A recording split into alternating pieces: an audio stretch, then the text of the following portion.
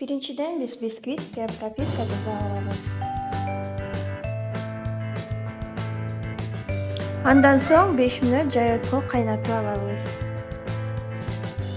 Пропитка кайнаганча каймак менен сгущенканы аралаштырып, крем жасайбыз.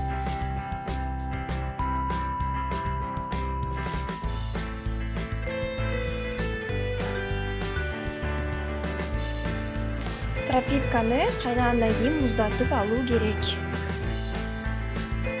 Пропитка муздаган соң классикалык бисквит менен 2 кабаттуу торт чогултабыз.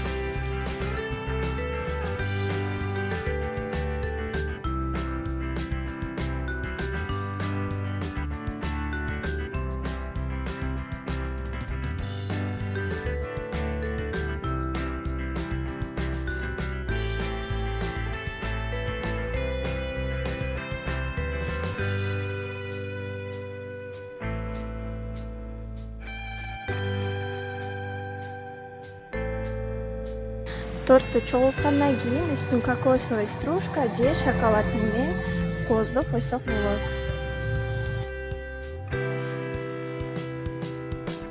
Торт даяр болгондон кийин 2 саатка муздаткычка салып коебуз.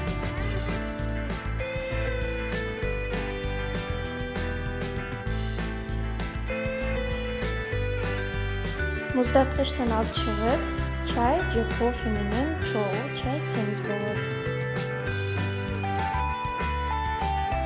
Бул рецепт боюнча өтө ширин эмес жана назик торт болот. Бул рецепт сизге жакса, менин каналыма катталууну сунуштайм.